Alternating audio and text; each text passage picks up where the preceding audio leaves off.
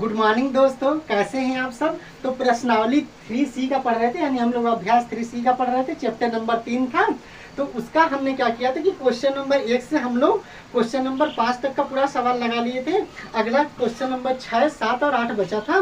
तो इस वीडियो में हम लोग क्वेश्चन नंबर 6, 7, 8 से चलेंगे, क्योंकि पूरा कॉन्सेप्ट समझा चुके हैं। कॉन्सेप्ट समझाने के बाद ही हम पूरा सवाल लगाए थे, क्योंकि 3C का जब हम सवाल लगा रहे थे तो क्वेश्चन नंबर 1, 2 का हमने लगाया था। फिर 3 पर जाने से पहले हमने क्वेश्चन नंबर 3 का जिस नियम पर सवाल है पहले हमने उसको समझा था। उसके बाद हम लोग क्वेश्चन नंबर 3, 4 और 5 लगाए थे।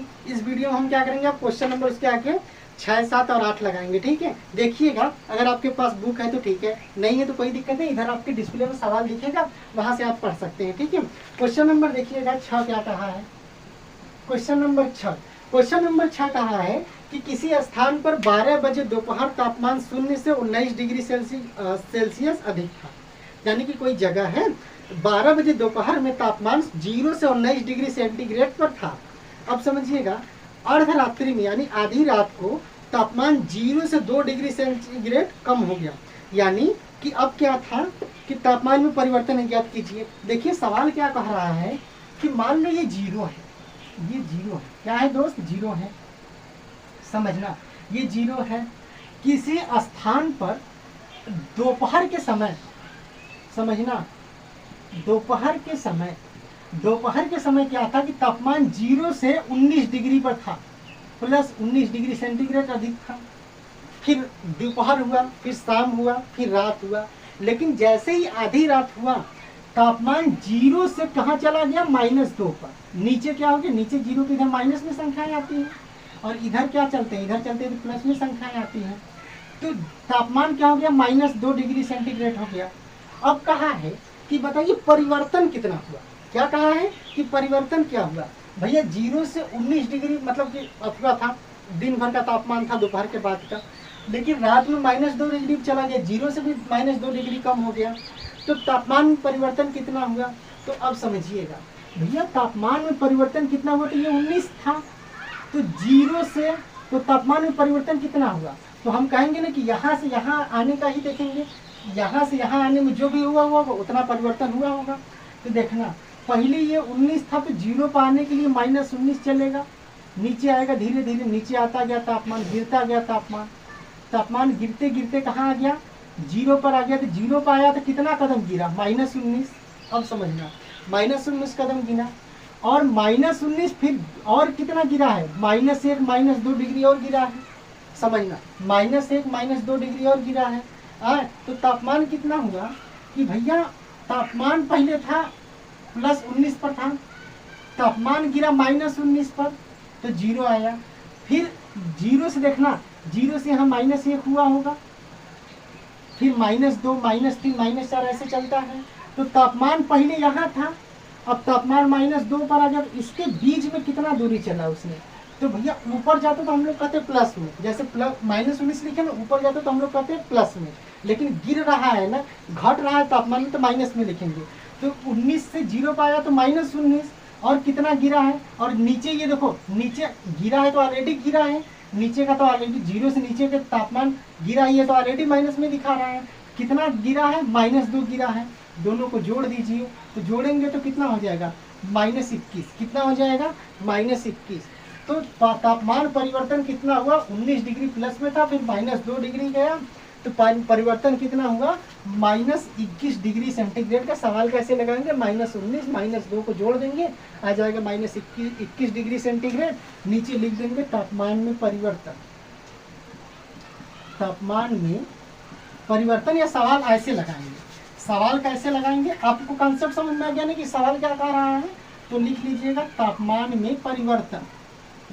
तापमान में परिवर्तन -19 डिग्री सेंटीग्रेड, माइनस, फिर ऐसे लिखिएगा -19 -2 डिग्री, -2 कितना, सॉरी, -19 -2 -21 डिग्री सेंटीग्रेड। यही आंसर हो जाएगा, यही आपका क्या हो जाएगा? उत्तर। लिख लीजिएगा। इस तरह से ये वाला क्वेश्चन नंबर 6 सवाल लगाएंगे। स्क्रीनशॉट ले लो, फिर आगे चलते हैं।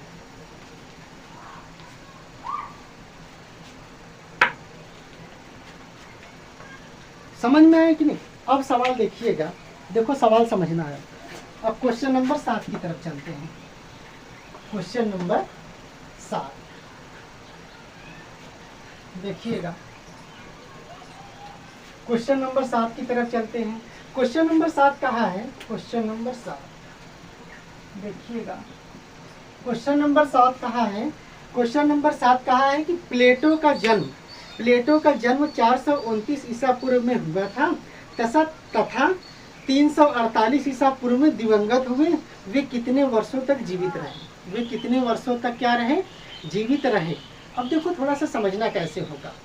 मैं कह दूं, जैसे मैं ये समझो कि मैं कह दूं कि आप 2020 में पैदा हुए, मान लो आप नहीं, आप तो अच्छे इंसान हो, भगवान करे आपको, मतलब भगवान करे कि आप लंबी उम्र जिए नहीं तो जो वीडियो देख रहा है मुझे डिसलाइक कर देगा, कहेगा मास्टर पागल है, हम लोग को मारना चाह रहा है। देखना होगा क्या, जैसे मान लो कोई व्यक्ति यक्ष है, क्या है? एक्स है। जो भी जिंदा मरना करना सब यक्ष को करो। मान लो एक्स है, वो 2020 में पैदा हुआ, 2022 में मर गया। ओहो, बहुत दुख की बात है। 2020 में पैदा हुआ, 2022 में क्या हुआ? मर गया। कितना साल जिया? तो आप कहोगे कि जिस दिन मरा है उसमें से हम उसको घटा देंगे, जिस दिन पैदा हुआ था जिस साल में, तो आंसर आ जाएगा 2 साल। कितना आ जाएगा? 2। कितना आ जाएगा? 2। तो वो कहेंगे कि 2 साल तक जीवित रहा, 2 साल तक जीवित रहा। समझ में आया कि नहीं? यानी कि जब मरा था उसमें से हम क्या करेंगे, जब पैदा हुआ तो उसको घटा देंगे, तो हमें पता हो जाता है कि कितने साल जिया है। वैसे इसमें करेंगे, लेकिन थोड़ा सा ध्यान दीजिएगा, इसमें ईसा पूर्व दिया है, ये थोड़ा सा ध्यान दीजिएगा।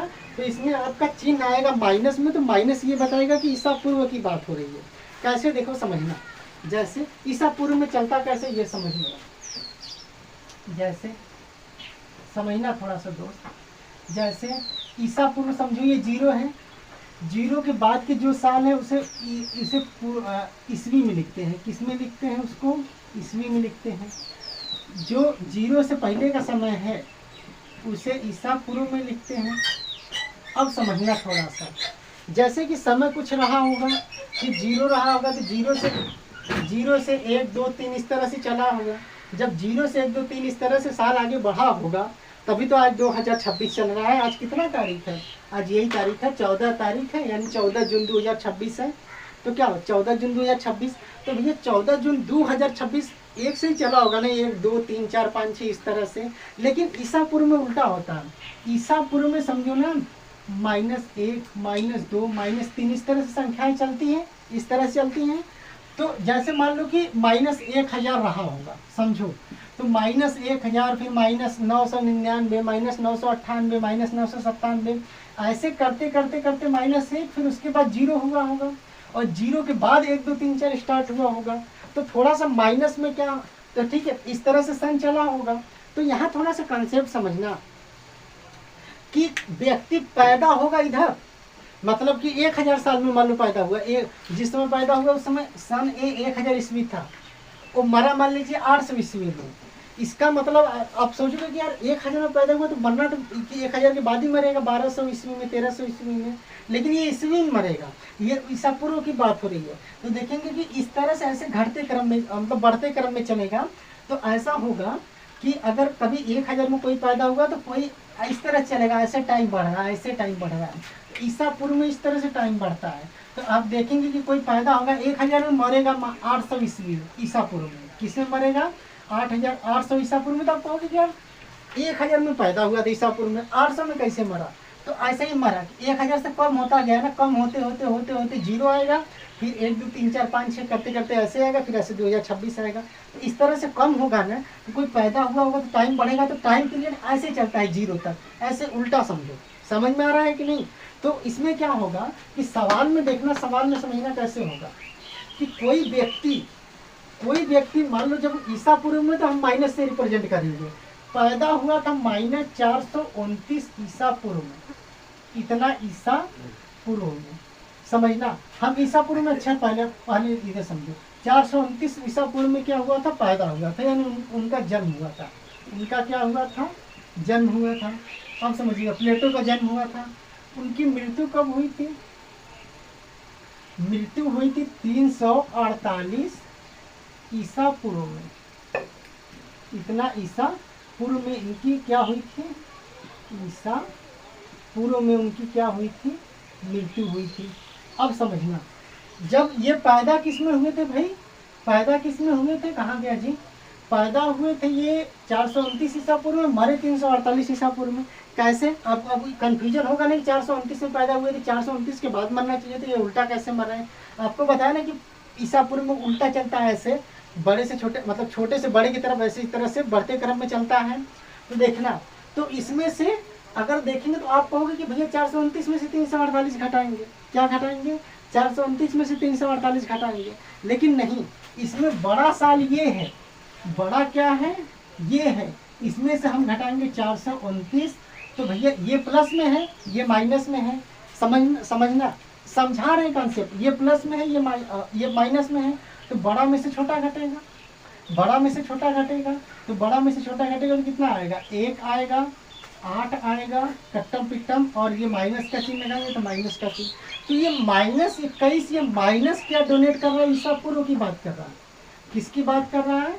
ईसा पूर्व की बात कर रहा है। सवाल तो कंटेक्स्ट देखो, अभी समझ लो, सवाल के कंटेक्स्ट में ये सही है। लेकिन अगर आपको दो संख्याओं के बीच में अंतर बतानी है तो चुपचाप आप बड़े में से छोटे घटा करके अंतर बता दो। लेकिन यहाँ पे इस तरह से सवाल लगाएंगे, अगर ईसा पूर्व की बात हुई तो। फिलहाल में सवाल कैसे लगाएंगे? ऐसे आप लिख लीजिएगा कि इसका जन्म इतने हुआ, मृत्यु इतना हुआ। अब बताइएगा कि ऐसे लिख लीजिएगा कि प्लेटो के जीवित रहने के वर्ष या जीवित रहने का काल या वर्ष कुछ भी लिख लीजिएगा, और बड़े में से छोटे घटा का अंतर बता दीजिए। 429 में से 348 घटा दीजिए, 348 घटा दीजिए, कितना आ जाएगा? 81 आ जाएगा, प्लस में इतना वर्ष। तो प्लेटो कितना साल जिया था? 81 वर्ष जिया था। लेकिन सवाल के कंसेप्ट के कंसेप्ट में कैसे करेंगे? तो ऐसे लगाएंगे। कैसे लगाएंगे? -348 में पैदा हुआ और सॉरी मतलब मरा था, और इसमें से हम घटा किसको रहे हैं? -429 को घटा रहे हैं। इस तरह से सवाल लगाएंगे। माइनस, फिर माइनस माइनस का चिन्ह, प्लस 429, और इसमें से ये घटा देंगे तो 81 वर्ष आ जाएगा। एक्चुअल में सवाल ऐसे लगेगा, सही मायने में सवाल ये है।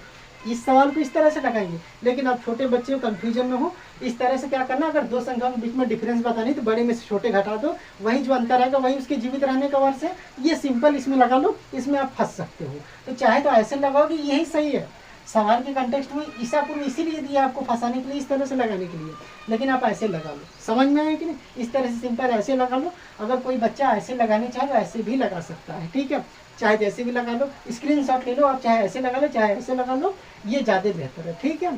तो कोई दोनों लगा लो जो आपको ईजी लगे। मेन सवाल लगा, मतलब सवाल समझ में आ जाए इतना बहुत है। क्वेश्चन नंबर ये स्क्रीनशॉट ले लो, फिर क्वेश्चन नंबर 8 की तरफ चलते हैं।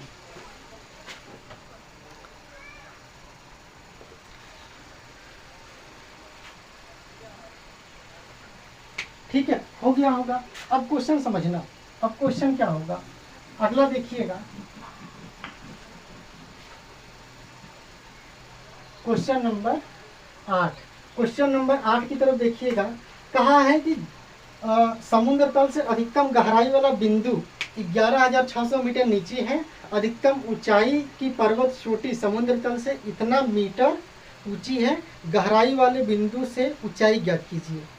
समुद्र तल से अधिकतम गहराई वाला बिंदु इतना मीटर नीचे है, अधिकतम ऊंचाई की पर्वत चोटी समुद्र तल से इतना है, और गहराई वाले बिंदु से चोटी की ऊंचाई बताइए। देखो है क्या, मान लो ये समुद्र है, ये मान लो समुद्र है, समझना ये क्या है? समुद्र है।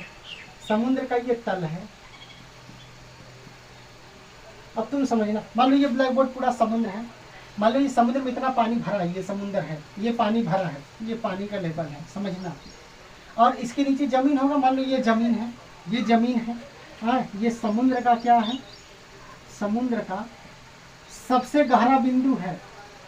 सबसे गहरा बिंदु यही है, मतलब समझो कि जमीन है ये समुद्र का क्या है? जमीन है। समुद्र के भाई पानी भरा तो नीचे कहीं तो जमीन होगा, यहाँ है कहीं जमीन है।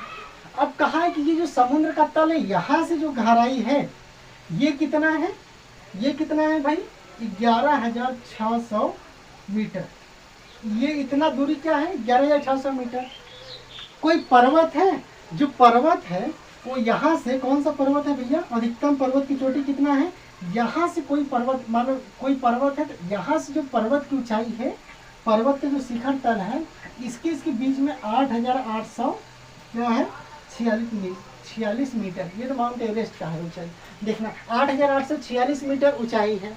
अब कहा है, सवाल ऐसे बताया है, अब कहा है कि यहाँ से इसकी ऊंचाई कितनी होगी, तो भैया समुद्र तल है, यहाँ से इसकी गहराई दिया था इतना, टोटल 11,600 मीटर, और ये इतना कितना है समुद्र तल से, ये इतना देखेंगे तो कितना है, यानी ये वाला पॉइंट कितना है, यहाँ से यहाँ तक 8,846 मीटर।